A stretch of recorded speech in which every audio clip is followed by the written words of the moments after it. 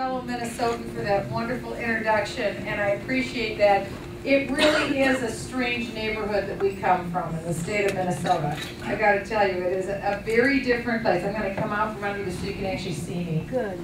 So good morning again to everyone. Thank you all for being here and taking this time. I really want this to be your time this morning. I gave a speech last evening and we didn't have the opportunity to take questions, but I'm hoping this morning maybe we can do that and turn this into more of a conversation about where we see the country today and where, better yet, we know that the country can go. I know that this country is just on the cusp of being able to turn things around and have greatness again. It really isn't that hard to do.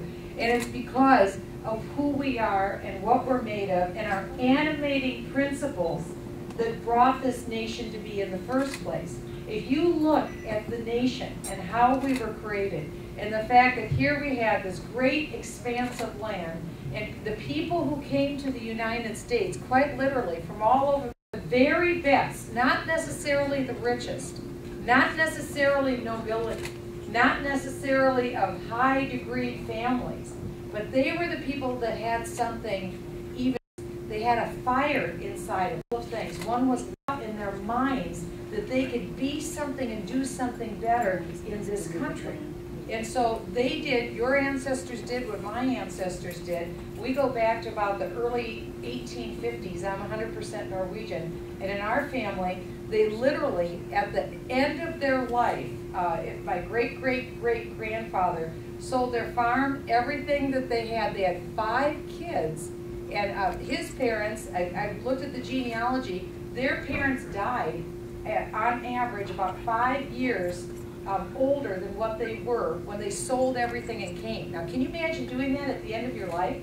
Knowing you would never go back there again, selling everything you had, taking your 5 kids, and at that time, ships would go down across the Atlantic. I mean, this was not easy, this wasn't like a cruise, okay? This isn't Club Med that you're going on. But that's what they did. They came here, it took 13 weeks for our family to come across the Atlantic. They got to Quebec, then they took a train, they got to Wisconsin, and eventually they went down to northeast Iowa where they began farming. But my great-great-grandfather then was 11 years old at the time, and within just a very few years the Civil War broke out, and they were so patriotic and so in love with this country and what they were able to do here that he signed up as a young teenager and began to serve in the Civil War. You see, that's what brought our relatives here. It was this idea that they could do better here than they could there. There were no supports. Even my husband's family, as recently as the 1950s, they came here as immigrants from Switzerland. They wanted to get away from the socialism that was in Switzerland. So they left, they got married, they came over on a ship in the 1950s. Immigration was very different then, in the 1950s. It actually worked back then. You'd come over, you had to come in here legally, you had to show that you weren't sick, you didn't have a communicable disease, you had to have a couple of dollars in your pocket so you could at least make it. You had to show that you had a sponsor here in the United States. My husband's parents only spoke Swiss, they knew no English, but they had to agree on paper that they would learn to speak the English language at their own expense. The federal government wasn't going to teach them. They had to agree that they were going to learn to speak the language. And they had to learn they had to agree that they would learn the Constitution and the rudiments of American history. And they did that. They came here and they went to a farm in Wisconsin where, if you want to talk about the boonies, that was the definition of the boonies right there, more cows than people. And so they had to learn how to speak English and teach themselves on their own, and they did. You see, at that time, you had to make sure that you would not go on the welfare system. You had to prove that, because immigrants were not allowed on the welfare system as recently as the 1950s.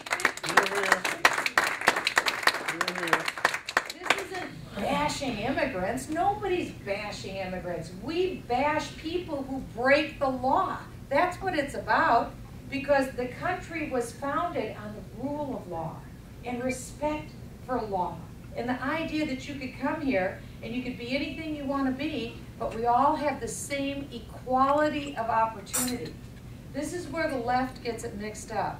They want equality of outcome. We want equality of opportunity. That's how America was founded. That's where greatness begins. That's how you have innovation.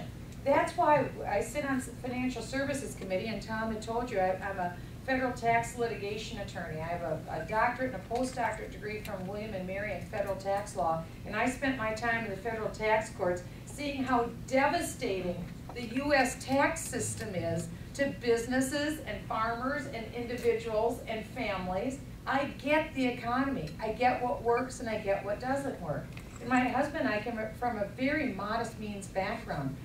We both probably worked 3 jobs at any given time to get ourselves through college, and we got married right after college, and we got some capital together, and we started our own company. We own 2 clinics now, and we're proud of it. We turn a profit, and we're not criminals. We think it's a good thing to turn a profit, and we think more people should. But now in this country, you almost feel like you're a criminal if you turn a profit. Like, that's not true. When Financial Services Committee, where I sit, our chairman is I labored in. I saw the Dodd-Frank bill come down the pipe, and I couldn't believe what I saw with my eyes, because essentially what Dodd-Frank is doing is it's turning us into a form of Europe. Europe has the public-private partnerships, where the government gets involved in industrial policy. That's what the Dodd-Frank bill does. The Dodd-Frank does to the financial services industry what Obamacare is doing to healthcare. Because the government comes in and essentially is the dominant partner of insurance companies, bank holding companies, banks. And so rather than pleasing your customer, rather than beating the tar out of your competition, now the financial services industry has to go and beg to the Federal Reserve to make sure that they're in compliance with the regulators. You see, this is going to kill us. This is going to kill us with competition and kill us with economic greatness. Because before we didn't fear competition in this country. And now it's like everything the federal government is doing is to take us away from competition. We can do so much better. I know we can do better. You know we can do better.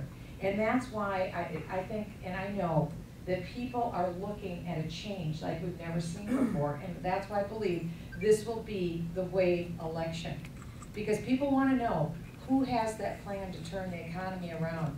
And it isn't that tough. I mentioned it last night in my remarks. This is what we have to do. We have to dramatically cut back on spending. Why? Because this year we are taking in $2.2 trillion in revenue. The problem is the federal government is spending $3.7 trillion. You can't do that. You can't spend $1.5 trillion that you don't have. And it'd be one thing if it was just one year, but it's every year we're doing this. And so the cumulative effect is happening so quickly, so that when I came in to office in January of 2007, we were in debt $8.67 trillion. A little over 4 years later, we've almost doubled that national debt. It took us 219 years to accumulate $8.67 trillion, and it's taken us just over 4 years to double it. So you see, right now, we're going so much faster over the cliff, and that's what has to stop. Can we cut back on spending? You bet we can cut back on spending. In fact, we'd all be a lot better off if we cut back on spending. 2 days ago, the president shoveled out the door another $1 billion for all of these programs through the Department of Energy, and it was to create 52 to 55 jobs, $1 billion. Yesterday, I didn't hear if they got this done, but the proposal was by close of business yesterday, they were proposing to put another $6.5 billion out the door from the Department of Energy at a cost of $23 million a job in the green energy program. This is not working. The president's jobs program is so expensive, he has to stop creating those jobs or we're going to go broke. This is a very different view of job creation under the President of the United States. So can we cut back on spending? You bet we can cut back on spending. We'd all be better off if we do. Then we need to take the corporate tax rate, which is about the highest in the world, down to one of the lowest in the industrialized world. We have to have a mother of all repeal bills on the job-killing regulations that cost businesses $1.8 trillion every year to be in compliance I have the repeal bill to repeal Obamacare. That has to be repealed. UBS said last week that's the #1 reason why employers aren't hiring. And we repealed Dodd-Frank. Legalize American energy production and pass the free trade agreements that are already negotiated. That's a pretty good start to get the economy turned That's right. Yeah. But I really want to hear from you, and I want to hear what your comments are and your questions. So why don't we go ahead and do that before we head out to the golf course? Yes, sir. Michelle, why doesn't the press get it? I mean, the printed media and the TV media, the radio media, except for the Hannity's and the cause. Why don't these major newspapers, I mean, they've got smart people on these things. I mean, I know they're liberal, but they're really far to the left. And for example, all the money that was just spent on the Solaris deal out there, if that was a Republican in that office, there'd probably be no impeachment. Oh, they would be. So that's just your opinion. Why is the press not really responding to the same kind of situation or things that you talk about? Well, you wonder because you think, how bad does it have to get before they actually will take notice? And when you look at the fact that in the last election, the press wasn't even interested in vetting the president. They had no interest. I mean, think of that. Here you have a fellow running for the presidency, and the press did everything they could to put tape over their eyes, to not take a look at who Obama really was. It wasn't until he was president of the United States that we actually got to vet this guy. The press is the press, and it's because they have a left-leaning worldview. They all look through the same lens, and as much as they want to pretend that they're individuals, they actually are a huge clique, and they want to please each other. It's peer pressure. It's almost like a big junior high. And they want to make sure that they all stay in the same clique and they all advance the same agenda because it's worldview. I have a brother that's in the media, and he told me that in the local TV stations, he said it's usually 25-year-olds that are the news producers. And so they all have just come out of college, with liberal professors, and so they're writing the news and pushing the stories. And he said, I'll tell you how it works. He said, they write the story in the newsroom, and then they send a reporter out with a camera to verify what they already wrote. He said, that's how it works. And in order to get, to move up in the local news level, he said, you've got to demonstrate your bona fides with the people in New York or in Washington, D.C. And so it's a mindset. It's a politically correct mindset. And so they all want to please their editors on that mindset. Or if you look at the print media, there's style books. And for instance, you notice that there's language choices that are used in print articles. So when it comes to an issue like, let's say, a social issue, like if you're dealing with the issue of abortion, the word pro-life was prohibited from being used. You could only use anti-choice or choice. That's just one example. But there's word choices that they demand that you use. It's the most censored area that you could imagine. And this is speech. These are supposed to be the people who are supposed to be the captains of free speech. And yet, they're the ones that are the greatest conformists. So we can't get over the media. I mean, it's just, they are who they are. But Tom had said it when he talked about Minnesota. We are a very different state, and we have media that is aggressive, you might say, in our state, that's very much in line with the left. And I say, who cares? Because I just give out my message, and people can read through and they can see it. And that's what is going to happen in this election. Despite the very best attempts of the media, they can't put a blanket over the reality of the economy and the reality of job loss. And people are just so sick of it right now. They don't have any margin for all of the wackiness of the left. And despite the very best protestations of the media, we are going to prevail, and it will be a wave election this time. Not just presidency. It's going to be all down the line to every single office. That's why you saw in 2010 with the congressional elections, 63 House members won, Republicans, the biggest wave since 1928. I'm here to tell you, I'm on a plane every day. I'll be on a plane again, going somewhere else. And I will tell you, all across the country, people have already made up their mind. It's not Obama. He's done. He will be a one-term president.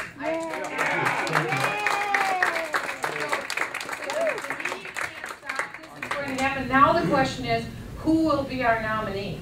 That's why it's very important that we get someone in who understands the problems of the nation, who gets the solution, who has the.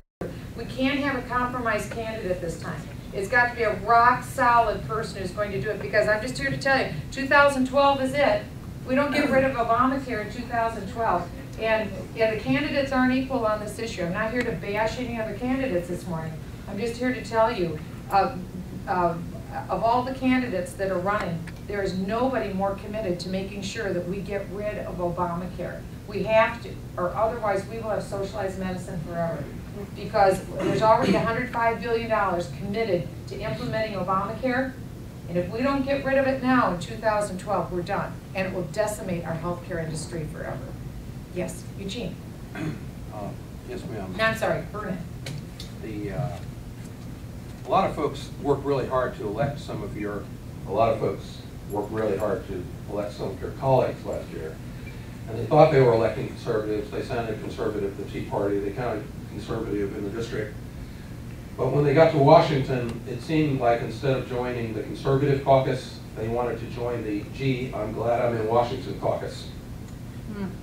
What is your, can you give us any guidance on how to tell the difference? How to tell the difference between guys who are running for Congress or gals who are running for Congress who are actually committed to returning the republic to a limited constitutional government with unlimited economic opportunity, and the guys who want to join the "gee, I'm glad I'm going in." Vernon, you were asking a great question that that gives me great pause, because this is something that has been very disconcerting to me. There is a ruling class in Washington, D.C., and everyone wants to be a part of the club. Just like with the media, everybody wants to be, if you're in the media, they want to be a part of the media club. The same thing happens with politicians. It's a lot more fun to be accepted. And there's a hierarchy, and you have the leadership, and everyone wants to be in touch with the leadership, and it's almost like a Christmas tree, and the closer you get up to the leadership, the better the favors are. But my opinion is different.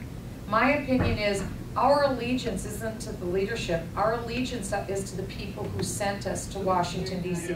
That's our true allegiance. And you can tell that by people's voting records. You can tell it by what they fight for. You can tell it by what they do. And sometimes it's very hard. It's not fun to go against your own leadership. I've had to on different votes that we've taken in Washington, D.C. But my star is attuned to what are the animating principles that created the greatness of the nation. That's my star. Those principles and the people that I serve. And it is amazing to me how really what a benefit the people that we serve give to public officials. People just assume that public officials are always doing right by them. That's not true, because there's a lot of other agendas that go out there. That's why in this presidential race, take a look at where we voted, what we fought for, what we've done. Take a look at our life story. These debates, you get 60 seconds to answer a question on a debate. And you'll get some kind of strange off-the-wall question. You've got to answer the question and try and get your message out.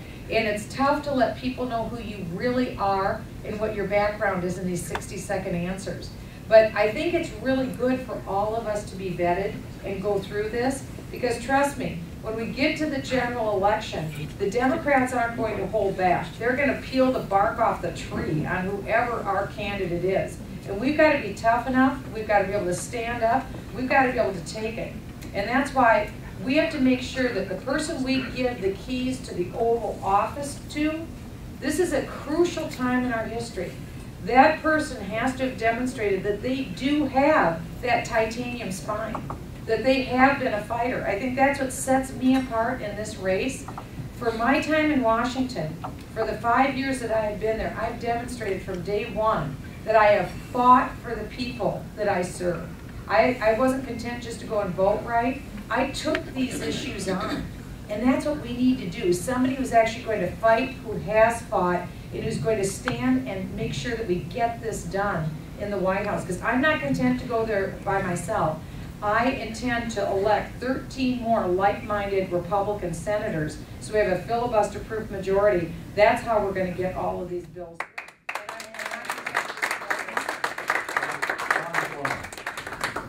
My name is Charlie Cooper, and I'm a Tea Party patriot. I'm honored to present this idea to you, and I hope you will seriously consider saying yes. We need new leaders in Congress and in the President's office. Mac Anderson said, and I quote, "A true leader has the confidence to stand alone, the courage to make tough decisions, and the compassion to listen to the needs of others. They are much like eagles. They don't flock. You find them one at a time." Congresswoman Bachmann, we think you are such a leader. My question to you is this. None of the GOP candidates are talking about supporting the passage of the 28th Amendment to the Constitution. Would you support it and push for the passage of it? The 28th Amendment would read, "Congress shall make no law that applies to the citizens of the United States that does not apply equally to the senators and representatives, and Congress shall make no law that applies to the senators and representatives that does not apply equally to the citizens of the United States." Thank you. It sounds like a good idea to me. I haven't heard it before, but I think that sounds like a good idea. That sounds like a very good idea. Because we are not the elites. We are the people's servants. And the servants shouldn't be sitting above. Let me give you an example of where I have stood alone. As recently as this summer, I was the lone voice in the wilderness of Washington who was saying, stop, we can't do this anymore with this out of control debt. And I said, we cannot give another $2.4 trillion blank check to Barack Obama. What we have to do is stop the borrowing. Can I tell you why this is so important? I had mentioned to you that the day I came into office, we were in debt 8.67 trillion. And a little over 4.5 years later, we're now 16.7 trillion. We've almost doubled this debt in just a little over 4 years. Now let me tell you what this means. This election in 2012, according to the International Monetary Fund, this could be our last election when the United States is the #1 economic superpower of the world. That's right. Because we're told by 2015, who's going to be the economic superpower of the world? China. That's right, China.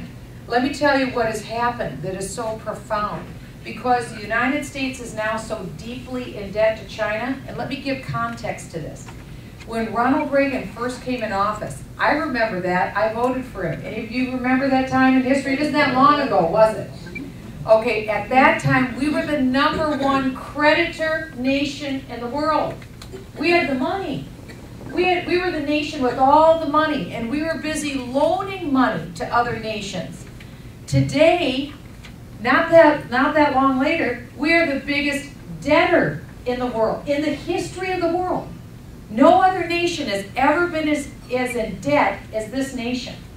From the beginning of Ronald Reagan until now, we've gone from the biggest creditor nation to the biggest debtor nation. That's how fast we are overspending.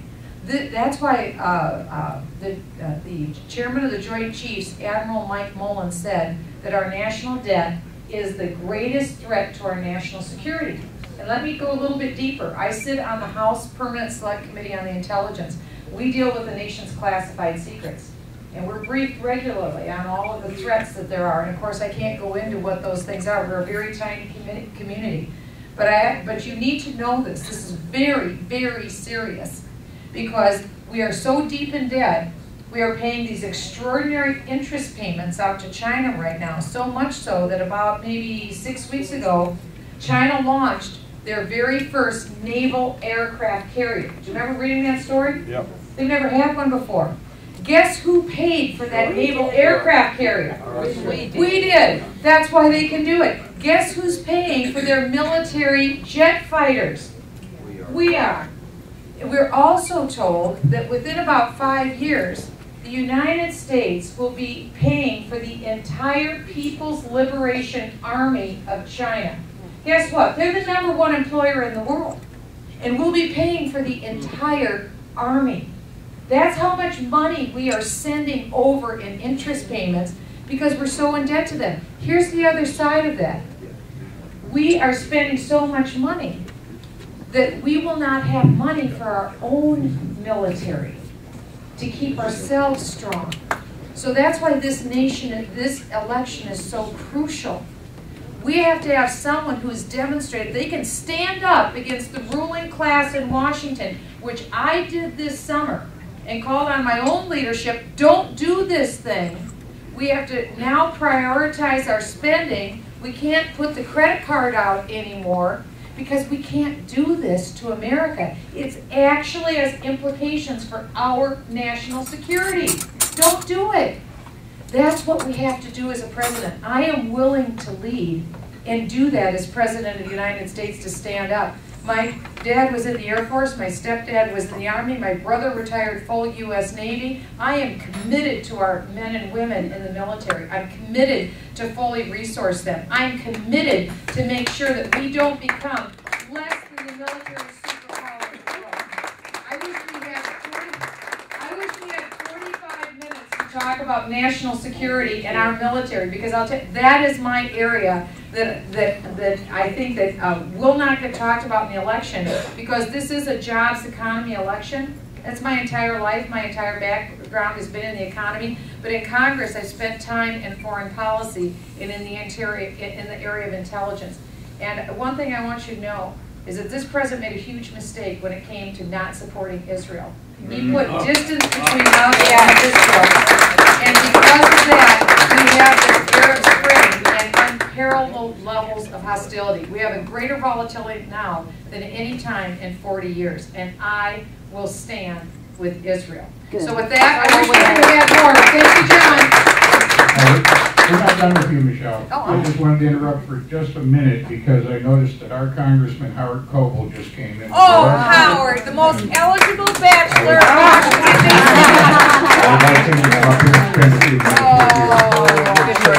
Oh, and also I have to tell you, they told me I need to make sure that I ask you all to max out to our campaign and give your very best financial gift that you possibly can. So if you can help us with that, we'd really appreciate it. Howard Coble, the most eligible bachelor in Washington.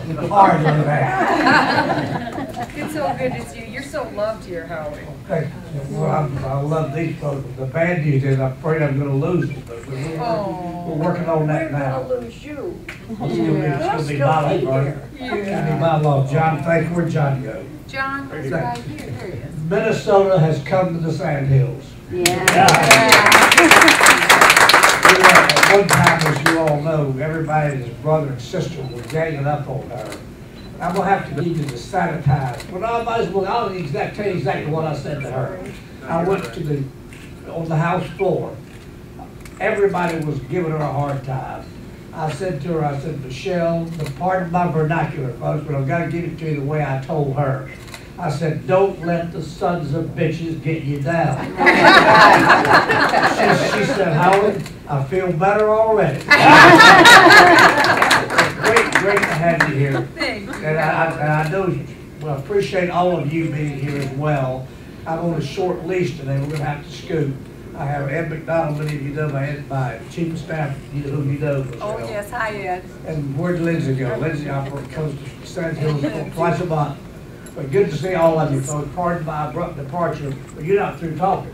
Oh, no. Well, I'm just glad to see you, Howard. Oh, good to see you. Good to see all of you folks. I just want you to know that both Michelle and Renee said some really wonderful things about you last night. I mean, it was almost gushing. So before you leave, get out your sharp pencil and write her a check. Yeah. You better listen to him. His niece used to work in our office. His niece used to work in our office in Washington, so I've known Tommy Bryan a long, long time. Folks, good to see all of you. Pardon me for leaving. Oh, thank you, Howard. Have a good day.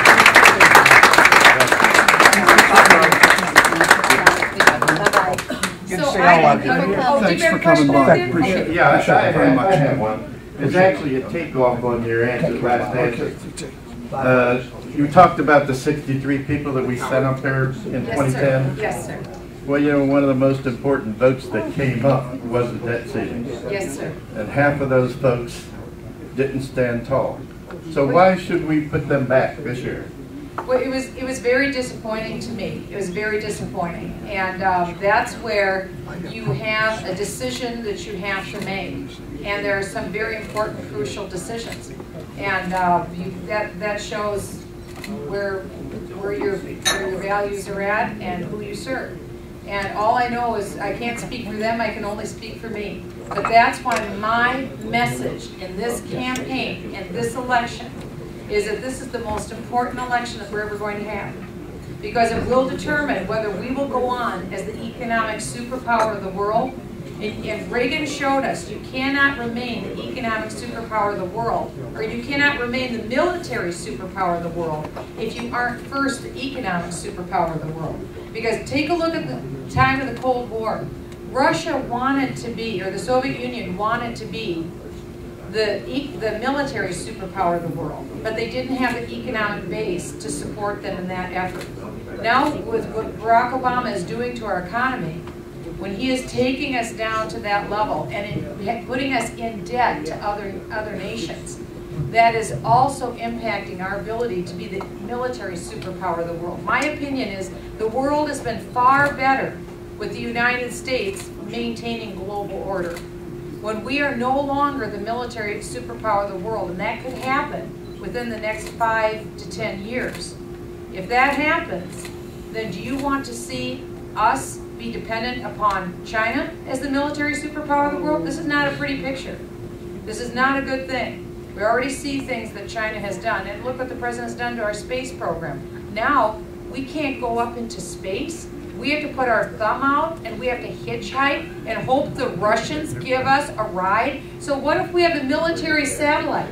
This is our dominance in the world right now. We have the overhead architecture. We've got the dominance in space, and that allows us to be dominant militarily. And we can now no longer get up to service our military-based satellites. And we've already seen China blind with their laser one of our satellites. What do? Put our thumb out to the Russians and they say, oh, sorry, you can't come on this trip. And we've got a problem up there? It doesn't take much to figure out the timeline and the scenario that could happen in this volatile situation. Barack Obama has made these decisions that have potentially fatally weakened the United States in military dominance in the world. That's why this is such a crucial issue. That's why we can't settle in this election. We can't go with a moderate compromise candidate. We have to have someone who gets the issues that the United States is facing from a global geopolitical perspective, who understands the military problems that we have, who gets the economic challenges that we have, and more important than anything else, who has the guts to stand up and do what has to be done. That's why this debt ceiling vote is so illustrative. Because this is more than just about economics. This is more than just about keeping Washington humming without skipping a beat. That's all the ruling class cares. I mean, honestly, that's their bottom line. They want to make sure that the big money-eating machine in Washington keeps getting fed. Well, we're running out of dough to feed that machine. Somebody's got to stand up and say no. That's what I did this summer. That's what sets me apart from all of those candidates on the stage. Because when it came down to it, in crucial fight after crucial fight over the last 5 years, I stood up and I've taken on the ruling class, and sometimes I've had to stand alone. It's not fun to do, but it's got to be done. And as President of the United States, that's what I will do. I will stand up on these crucial votes because we don't have time anymore. The clock is striking 1:59. Can we be great? I know we can be great, but we can't do it with the current formula. We have to have a very different commander-in-chief. That's what I bring to this scenario. But I can't do it without your support. I have to widen the net of the number of people who support me and also the contributions. You have to have fuel to fly the mothership. I mean, that's just how it works. So I've got to have your financial support as well. So I'm just so grateful you allowed me to come to this little piece of heaven. This is going to be so great to get in that golf cart. I can't even tell you. So thank you for allowing me to be